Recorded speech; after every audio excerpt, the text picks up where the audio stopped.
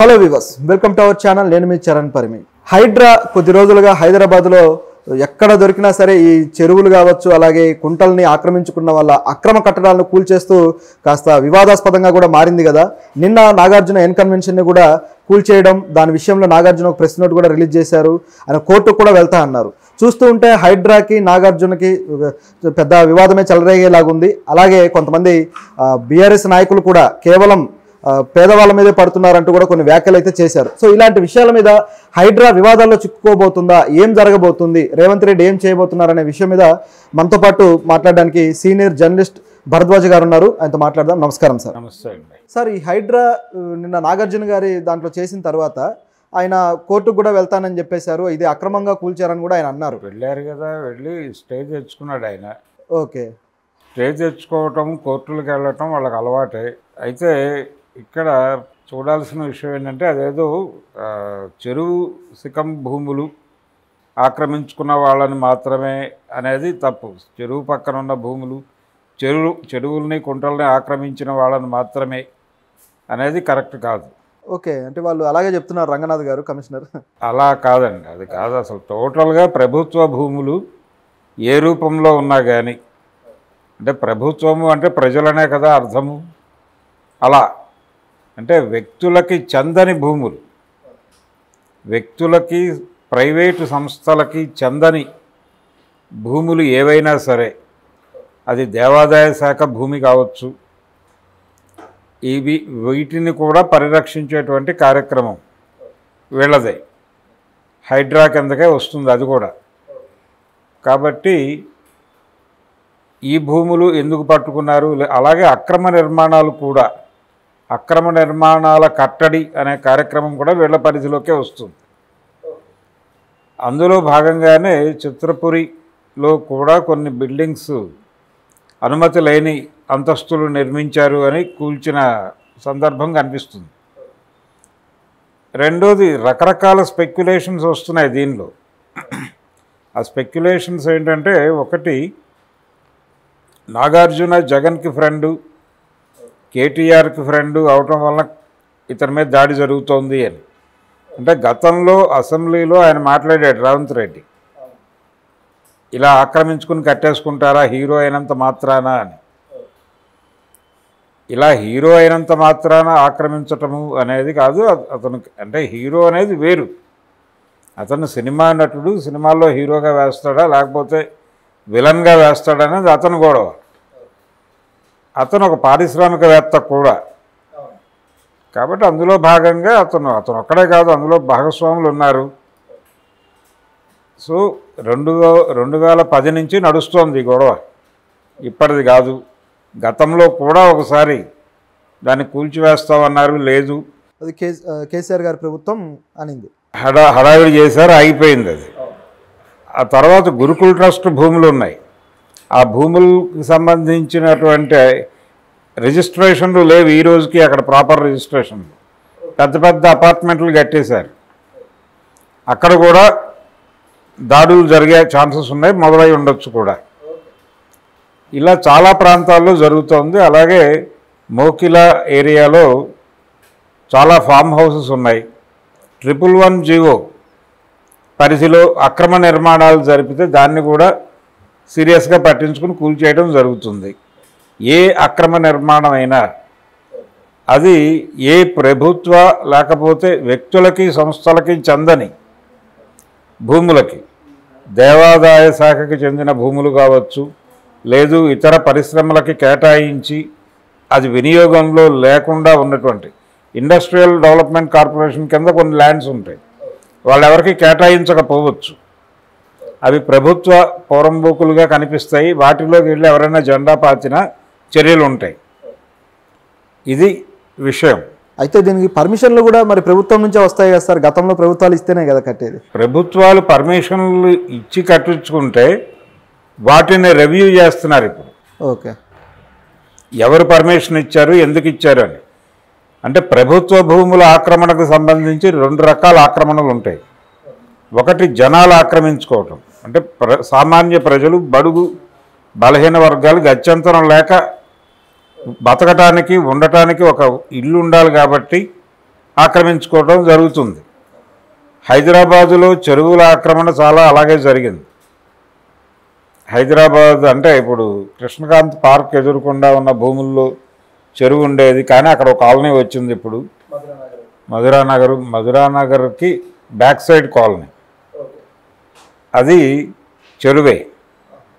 అది ఎందుకు వచ్చింది అంటే అక్కడ ఒకప్పుడు ప్రతి చోట ఏం జరుగుతుందంటే ముందు పేదలు ఆక్రమించుకుంటారు, పేదలు రెగ్యులరైజ్ అవుతుంది. అదంటే నెమ్మదిగా రకరకాల పోరాటాల తర్వాత ఇప్పుడు యూసఫ్గూడ చెరువు లేదు, అక్కడ పెద్ద పెద్ద భవంతులు వచ్చినాయి. అలాగే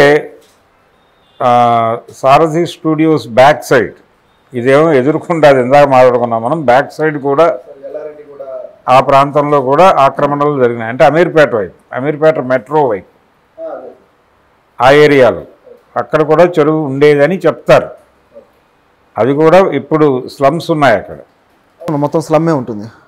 ఈ స్లమ్స్ ఉన్నటువంటి ఏరియాలో పేదలు ఆక్రమించుకుంటూ ఉంటారు, వాళ్ళు ఫైట్ చేస్తారు, ముందు కత్తెరపాకలు వేస్తారు, ప్రభుత్వాలు తీసేస్తాయి, దాని మీద ధర్నాలు జరుగుతాయి. తర్వాత వాళ్ళకి ఏదో అక్కడ ఉండండి అంటారు, నెమ్మదిగా కరెంటు వస్తుంది, ఇలా మొదలై రోడ్లు వేస్తారు, నెమ్మదిగా వారికి బీఫారాలు ఇస్తారు, ఇది ఎవరికి అమ్ముకోకూడదు మీరు మాత్రమే ఉండాలి అంటారు.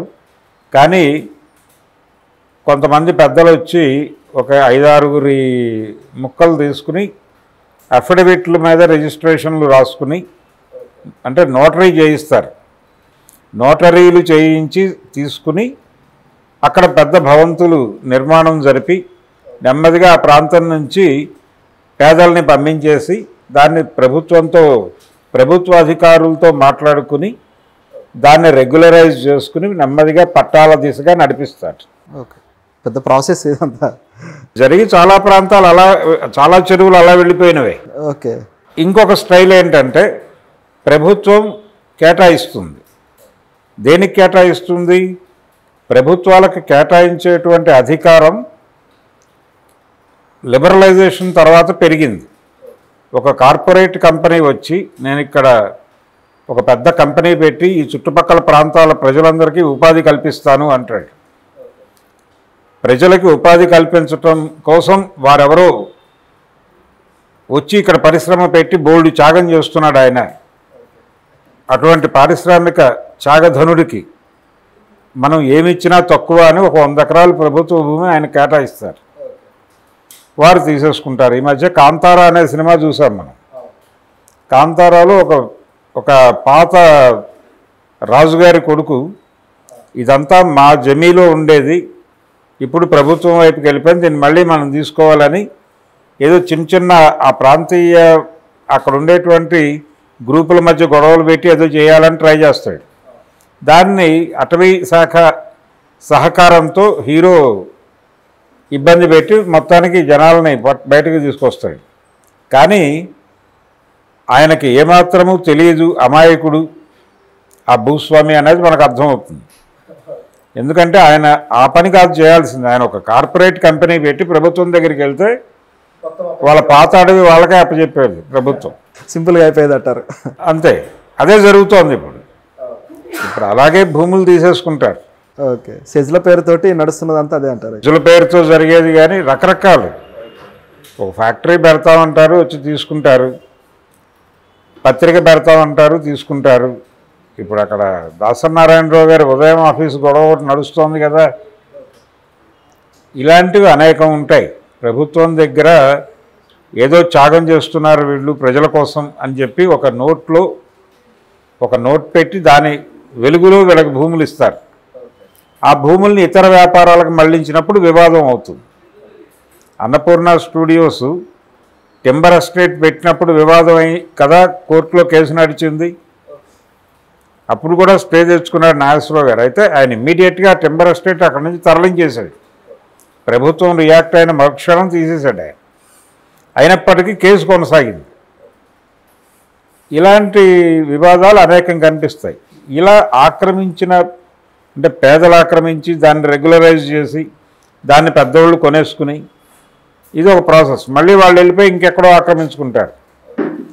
ఇలా ఈ దేశంలో దళిత కులాల మీద ఒక అపవాదు కనిపించకుండా ప్రచారంలో ఉంటుంది. వీళ్ళకి స్థలాలు ఇస్తుంది ప్రభుత్వం, వీళ్ళు ఉండరు అక్కడ, అమ్మేసుకుని మళ్ళీ ఇంకెక్కడో వీళ్ళ జీవితం అంతా ఆక్రమించుకోవటమే. అసలు ఈ దేశం నాశనం కావడానికి వీళ్ళే కారణం అని అగ్రకులాల వాళ్ళు సరదాగా కామెంట్ చేస్తారు. ఆడికి ఏదో కొంపల మీదకి వస్తుంది, ఆ టైంకి పీకల మీదకి వస్తుంది కష్టం, ఏం చేయాలో అర్థం కాదు. ఎవడు డబ్బులు ఇచ్చేవాడు ఉండడు, బ్యాంకులు వీళ్ళకి అప్పులు ఇవ్వవు, వీళ్ళకి అప్పులు ఇచ్చేవాడు ఎవరు దొరక్క ఆ భూమి ఏదో ఒక 50,000కో 60,000కో అమ్మేసుకుంటాడు. వాడు అమ్మేసుకున్న తర్వాత ఎవడో కొనుక్కుంటాడు. అలా ఒకటి కొని హోల్డ్ చేసి ఆ పక్కోడికి కూడా పొగపెట్టి నెమ్మదిగా 4-5 కొని దాన్ని ఒక ప్లాట్ చేసి నెమ్మదిగా రెగ్యులరైజ్ చేసుకుని అపార్ట్మెంట్లు వేస్తారు. ఇది ఒక పథకం ప్రకారం జరుగుతుంది. వీడు మళ్ళీ బతకడానికి ఉండదు, మళ్ళీ ఉండటానికి ఇంకెక్కడో ఆక్రమించుకుంటాడు. అక్కడికి కూడా వీళ్ళు చేరుతారు. చీమలు పెట్టిన పుట్టలు అనేది మనకు చిన్నప్పుడు కథలు ఉండే పద్యం ఉండేది. అవును, అదే జరుగుతుంది. కాబట్టి ఈ పెద్దోళ్ళ ఆక్రమణలు ఇప్పుడు ఒక మాట ప్రచారం చేస్తున్నారు, మీరు ఇలా అక్రమ కట్టడాల పేరుతో కూల్చేస్తే భవిష్యత్తులో మీకు ఓట్లు పడవు జాగ్రత్త అని. ఓట్లు పడే ఏరియాల్లోకి వీళ్ళు వెళ్ళరు. ఇప్పుడు యూసఫ్ కూడా బస్తీలో వెళ్ళిపోయి మీరందరూ ఆక్రమించారు ఖాళీ చేయండి అని అనరు, అది నడుస్తుంది. అక్కడ నెమ్మదిగా ఇప్పుడు అక్కడ ఎవరూ లేరు, పేదలు ఎవరు లేరు, నెమ్మదిగా అవన్నీ పెద్ద కాలనీస్గా మారిపోతాయి. అసలు బంజారా హిల్సే అలా ఏర్పడింది. కాబట్టి కొన్ని ఏరియాల్లో పెద్దవాళ్ళు ఆక్రమించుకున్నవి రెగ్యులరైజేషన్ పేరుతో తన ముద్ర వేయటం కోసం రేవంత్ రెడ్డి గారు ప్రయత్నం చేస్తున్నారు. దీని నుంచి ఆయన కొంతమంది కాంగ్రెస్ వారి సొంత పార్టీకి చెందిన వారి భూముల్లో కూడా దాడులు జరుగుతున్నాయి. అంటే తన పర అనేటువంటిది లేదు ఆయనకి. అక్రమం చేసిన వారిని ఎవరినైనా సరే ఆయన తన అజమాయిషీలోకి తెచ్చుకుంటాడు అనేటువంటి ఒక ఇంప్రెషన్, ఒక నేరేటివ్ని బిల్డ్ చేయడం కోసం వాళ్ళతో లోపాయికారి ఒప్పందాలు చేసుకుని, బాబు ఇది పగలగొట్టేస్తాం, మీకు వేరే చోట ఏదో వేరే పద్ధతిలో ఆర్గనైజ్ చేస్తామని చెప్పచ్చు. గొడవ చేయకండి, మీరు కూడా జై కొట్టండి, మీ ఇల్లు పడగొట్టుకుని మీరే జై కొట్టండి అని కూడా చెప్పి దాడులు జరగచ్చు. కాంగ్రెస్ నాయకులు ఒకరైతే గొడవ అయితే చేశారు సార్, దానం నాగేంద్ర వీళ్ళు కొంత గొడవ చేశారు. మరి వాళ్ళకి కూడా యాక్షన్ తీసుకోవాల్సిందేనా? తీసుకుంటారుగా. కొట్టడమే అంటే ఈ హైడ్రా అనేది పెట్టడం ద్వారా కొంత రియల్ ఎస్టేటు అలాగే ఇతర వ్యాపారాలు నగరం చుట్టుపక్కల జరిగే అనేక వ్యవహారాలు తన కంట్రోల్లోకి తీసుకునే ప్రయత్నం చేస్తున్నాడు ఆయన రేవంత్ రెడ్డి గారు. లక్ష్యం అది. ఓకే, వెనకాల పెద్ద స్కెచ్ ఉందంటారు అయితే? లక్ష్యం ఉంది. ఓకే. ఇప్పుడు చాలా ప్రాంతాల్లో ప్రాపర్ రిజిస్ట్రేషన్ లేని భవంతులు అనేక ఉన్నాయి, అపార్ట్మెంట్లు ఉన్నాయి. మీరు గురుకుల ట్రస్ట్ భూముల్లో కట్టినటువంటి 100 ఫీట్ రోడ్డు ఉంది. ఆ 100 ఫీట్ రోడ్లో ఎక్కడికైనా ఏ అపార్ట్మెంట్కైనా వెళ్ళండి, రిజిస్ట్రేషన్ ఉండదు. దానికి డబ్బులు తీసుకుని ఏదో అఫిడవిట్ లాంటిది ఇస్తారు, నోటరీ. చాలా వాటికి రిజిస్ట్రేషన్లు ఉండవు, అక్కడ అపార్ట్మెంట్లే. అది హై ప్రొఫైల్ ఏరియా సార్, మరి అక్కడ హై ప్రొఫైల్ ఏరియానే. ఛాన్స్ ఉందా మరి? అప్పుడప్పుడు బుల్డోజర్లు వెళ్ళి హడావిడి చేస్తాయి. అక్కడ కొన్ని సంఘాలు ఉన్నాయి, ల్యాండ్ ఓనర్స్ సంఘాలు, వాళ్ళు రోడ్డు మీదకి వచ్చి ఊరేగింపు చేస్తారు, మళ్ళీ అదేదో కొంత అమౌంట్ పే చేస్తారు, అది ఆగిపోతూ ఉంటుంది. ఇలా జరుగుతుంది తప్ప అక్కడ ఏమీ పర్మనెంట్ సొల్యూషన్ లేదు ఇప్పటిదాకా. కిరణ్ కుమార్ రెడ్డి గారి రోజులు ఏ ముఖ్యమంత్రి వచ్చినా అక్కడ హడావిడి జరుగుతుంది. చాలా సందర్భాల్లో జరిగింది. ఇప్పుడు టీఆర్ఎస్ ప్రభుత్వం, ఇప్పుడు బీఆర్ఎస్గా ఉన్నటువంటి టీఆర్ఎస్ ప్రభుత్వం ఏర్పడిన కొత్త రోజుల్లో కూడా అక్కడ బుల్డోజర్లు నడిచినాయి. ఒక చిన్న హడావిడి జరుగుతుంది, ఆ రోజు ట్రాఫిక్ జామ్ అవుతుంది, ఏదో డ్రామా జరుగుతుంది, 2 రోజుల్లో సెటిల్ అవుతుంది అని జనాలు అనుకుంటూ వెళ్తూ ఉంటారు. ఇలా ఇదేదో పేదల ప్రభుత్వము, పెద్దల మీద కూడా దాడి చేస్తున్నారు వీళ్ళు అనుకోవడానికి ఏం లేదు. పెద్దల్ని తన కంట్రోల్లోకి తీసుకోవటం, ప్రపంచం వేరే కంట్రోల్లో ఉంది, కొంత తన కంట్రోల్లోకి తెచ్చుకోవటం అనేది అందుకోసం చేస్తున్నాడు. ఈ ప్రాసెస్లో రకరకాల విషయాలు ప్రచారం జరుగుతున్నాయి. ఇప్పుడు సినిమా పరిశ్రమ వాళ్ళందరూ సమావేశం అయ్యి చంద్రబాబు నాయుడుతో రేవంత్ రెడ్డిని ఇన్ఫ్లుయెన్స్ చేసి ఈ అన్కన్వెన్షన్తో పాటు ఇతర సినిమా వాళ్ళ ప్రాపర్టీస్కి సంబంధించిన గొడవలు పరిష్కరించుకోవాలని, లేకపోతే సినిమా పరిశ్రమని ఇక్కడి నుంచి విజయవాడ తరలించేస్తామని బెదిరించాలని ఇలా అనుకుంటున్నారని ఒక ప్రచారం జరుగుతోంది. ఓకే, కానీ రేవంత్ రెడ్డికి సినిమా వాళ్ళ మీద కాస్త ఏదో కినుక ఉన్నట్టుగా అనిపిస్తుంది కదా సార్. డ్రగ్స్ విషయంలో కూడా వాళ్ళ మీద ఆయన గట్టిగా మాట్లాడడం, దానికి ఎందుకు క్యాంపెయినింగ్ చేయరు అట్లా మాట్లాడడం జరిగింది. క్యాంపెయినింగ్ చేయరు ఎందుకు అని అడుగుతున్నాడు. అది ఓకే. ఇతరత్రా కక్షలు ఉన్నాయా అంటే అది అంటే ఆయన వెళ్ళి పర్సనల్గా మాట్లాడే మనిషే. అవసరమైతే ఛాంబర్కి వెళ్ళిపోయి ఒక రోజు కూర్చుని మాట్లాడతాడు. ఇష్యూ ఏంటి అనేది అసలు ఇక్కడ ప్రధానమైన విషయం ఏంటంటే, ఇక్కడ ఉన్నటువంటి సినిమా పరిశ్రమలో తెలంగాణ షేర్ ఎంత అనేది చూస్తే ఏమీ లేదు. తెలంగాణ నుంచి వచ్చిన హీరోలు ఎంతమంది అనేది తీస్తే ఏమీ కనిపించదు, ఏదో చిన్న మోతాదులో ఉంటుంది. అది 2-3 ఉన్నారు అంతే. అంతే. విజయ్ దేవరకొండ, నితిన్ ఇలాంటి వాళ్ళు కొన్ని పేర్లు. కాంతారావు, పాత రోజుల్లో కాంతారావు ఇలాంటి పేర్లు వినిపిస్తాయి. పైడి జయరాజు ఇలాంటి పేర్లు వినిపిస్తాయి తప్ప అది కూడా 1-2% కంటే పెంచదు.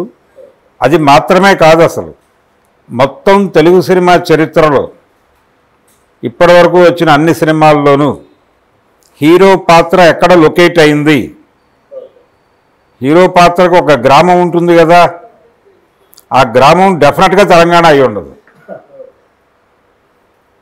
తెలంగాణలో పుట్టిన హీరో సినిమాలు అవి కూడా 1-2% మాత్రమే ఉంటాయి. అది కూడా హాఫ్ బీట్ సినిమాలు ఉన్నట్టుంది సార్ ఆ రోజుల్లో. హాఫ్ బీట్ సినిమాలు తక్కువలో ఉంది, అయితే మెయిన్ స్ట్రీమ్ సినిమాలో అసలు కనిపించదు. అదే మెయిన్ స్ట్రీమ్ సినిమాలో చూసినట్లే, కానీ ఒక దశలో కనిపించింది. ఎప్పుడు తెలంగాణ ఉద్యమం జరుగుతున్న రోజుల్లో, తెలంగాణ ఏర్పడిన రోజుల్లో, తెలంగాణలో మొదటి ఎన్నిక జరిగి ప్రభుత్వం ఏర్పడిన కొద్ది రోజులు మాత్రమే ఆ హవా నడిచింది. రేసుగుర్రం అనే సినిమాలో అల్లు అర్జున్ వరంగల్కి చెందినవాడు. కథ వరంగల్లో జరుగుతుంది. ఆయన తెలంగాణ యాస మాట్లాడు, కానీ ఆయన గోదావరి జిల్లా చెన్నై వెళ్ళిన గోదావరి జిల్లా వాళ్ళు మాట్లాడిన స్లాంగ్లో మాత్రమే మాట్లాడతాడు అల్లు అర్జున్. తెలంగాణ యాస కాదు. అయినప్పటికీ ఆ కథ వరంగల్లో జరుగుతుంది. అలాగే గోపీచంద్ లక్ష్మణ్ సినిమా వరంగల్లో జరుగుతుంది. అలాంటివి కొన్ని సినిమాలు తప్ప తెలుగు హీరో కరీంనగర్లో పుట్టడు, తెలుగు హీరో మహబూబ్ నగర్లో పుట్టడు, తెలుగు హీరో నల్గొండలో పుట్టడు. తెలుగు హీరో పుడితే గుంటూరులో పుడతాడు, విశాఖపట్నంలో పుడతాడు, బెజవాడలో పుడతాడు, గోదావరి జిల్లాలో రామాపురం ఏదో కృష్ణాపురం ఎక్కడో పుడతాడు. ఎందుకు తెలంగాణలో పుట్టడని ఎవడన్నా అడిగాడా? తెలుగు హీరో ఎందుకు తెలంగాణలో పుట్టడం అంటే తెలుగు సినిమా పరిశ్రమ ఆంధ్ర పరిశ్రమ. Film chamber Andhra chamber. అది తెలుగు సినిమా పరిశ్రమ మీద ఈ రోజుకి ఒక కులం జెండా ఎగురుతోంది. ఆ కులం జెండా ఎగరటం వలన అది తెలుగుదేశం శిబిరం. ఇది పరిస్థితి. అందుకని చంద్రబాబుతో పైరవీ చేయించుకోవటానికి వాళ్ళు ఉత్సాహం చూపిస్తున్నారు. దీనిని ఎక్స్టెండ్ చేసి పరిశ్రమ ఇక్కడి నుంచి ఆంధ్రాకి తరలించేస్తారు, ఈ మాటలు కూడా సర్క్యులేట్ అవుతున్నాయి. అటువంటి ప్రమాదం ఏమీ లేదు. అంత ఈజీగా జరగదు కదా సార్, చాలా పెద్ద విషయం కదా అది. దాదాపు 25 ఏళ్ళు పట్టింది ఇక్కడ కూడా ఏర్పాటు అవడానికి. 25 ఏళ్ళు కాదు, ఇంకా ఎక్కువే పట్టింది. ఓకే, 53 కదా అక్కడ రాష్ట్రం ఏర్పడింది. ఓకే, 56 కదా కలిసింది. అవును. అక్కడి నుంచి చూస్తే 90లో జరిగింది సీరియస్ మూమెంట్. అంటే దాదాపు 40 ఏళ్ళు పట్టింది. అలా 40 ఏళ్ళు పడుతుంది అనేది తప్పు. ఇక్కడి నుంచి ఏం వెళ్ళదు. ఎందుకంటే ఇక్కడ వీళ్ళందరికీ స్టూడియోలు ఉన్నాయి, వీళ్ళందరికీ ఇళ్ళు ఇచ్చారు, సొంత స్థలాలు ఉన్నాయి. పైగా వీళ్ళు ఎంత వ్యాపారం చేసి 100 కోట్లు 1000 కోట్లు సినిమాలు చేసే వాళ్ళకు కూడా భూములు కేటాయించి సబ్సిడీ ధరల మీద రిజిస్ట్రేషన్లు చేయించి బంగారపు పళ్ళెంలో ఇచ్చినటువంటి పరిస్థితి. కళాకారులు, పేద కళాకారులకు ఇవ్వరు.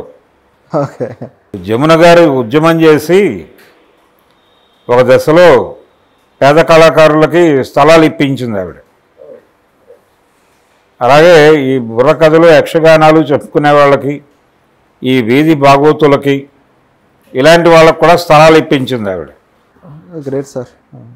ఇంకా ఏ ఆర్టిస్ట్ కూడా ప్రపంచంలో అటువైపు దృష్టి పెట్టాల, వీళ్ళు పనిచేసుకోవటమే. కాబట్టి సినిమా పరిశ్రమ మీద చాలా డిస్కషన్ జరగవలసిన అవసరం ఉంది, సీరియస్గా పట్టించుకోవాల్సిన అంశం ఉంది. కేవలం నాగార్జున అని కాదు.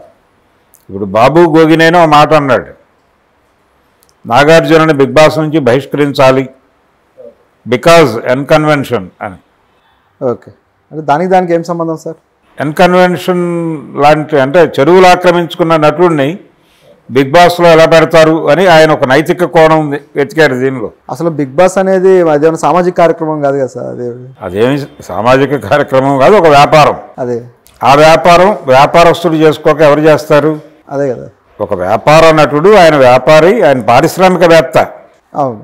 ఆయన ఫ్రెండ్స్ ఎవరు? ఫార్మాస్యూటికల్ బిజినెస్లో ఉన్న, లేకపోతే మ్యాట్రిక్స్ ప్రసాద్ గారు వీళ్ళే కదా, కోనేరు రాజేంద్ర ప్రసాద్ వీళ్ళే కదా ఆయన స్నేహితులు. వీళ్ళందరూ కలిసి కదా జగన్మోహన్ రెడ్డి గారు వెనకాల నిలబడి ఆ రోజున వారు జరిపినటువంటి రకరకాల స్కాముల్లో వీళ్ళకి పాత్ర ఉందని కదా జైలుకి వెళ్ళారు. వీళ్ళందరికీ అంటే జైల్లో ఉన్న వాళ్ళందరికీ తిరుపతి లడ్డూలు ప్రసాదం తీసుకొచ్చి పంచిపెట్టిన చరిత్ర నాగార్జునకు ఉంది కదా. కాబట్టి ఈ ఎపిసోడ్ ఇప్పుడు ఎన్కన్వెన్షన్ మీద దాడి కాదు, అది ప్రభుత్వం హైడ్రా అనే పేరుతో టోటల్గా హైదరాబాద్లో ల్యాండ్ మీద జరుగుతున్నటువంటి అన్ని వ్యాపారాల మీద, అన్ని వ్యవహారాల మీద పట్టు సంపాదించుట కొరకు చేస్తున్న పని ఒక సెన్స్లో. రెండో సెన్స్లో ఇది ప్రతిపక్ష పార్టీల మీద దాడి జరుగుతోంది. ఇందులో భాగంగా కొంతమందిని లొంగ తీసుకునే కార్యక్రమం కూడా జరగచ్చు, దీనిలో కలిసిపోయి నడుస్తుంది. ఇవన్నీ త్రివేణి సంగమంలాగా కలిసిపోతాయి అన్ని ప్రయోజనాలు. సినిమా ఇండస్ట్రీ వాళ్ళ గోల వాళ్ళది, ఎవరి గోల వాళ్ళది, ఎవరి పద్ధతిలో వాళ్ళు. చాలామంది దీన్ని కుదించే ప్రయత్నం చేస్తున్నారు. ఇదేదో చెరువు కట్టలు ఆక్రమించుకున్న వాళ్ళకే ఇబ్బంది అని. చెరువు కట్టలు కాదు, దేన్ని ఆక్రమించుకున్నా ఇబ్బందే. ప్రభుత్వం సీరియస్గా పట్టించుకుంటుంది. రెగ్యులరైజేషన్ చేసుకోవటం అనే ప్రాసెస్ పట్టుకొచ్చిన వాడే చంద్రబాబు.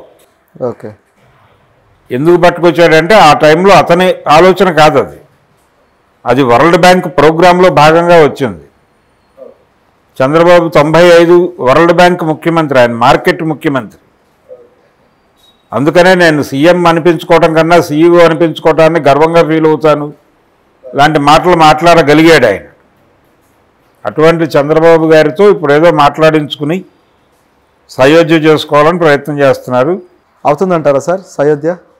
ఏముండదండి, బెదిరించడం కోసం చేస్తుంది, ఎవరిని ఇబ్బంది పెట్టరు.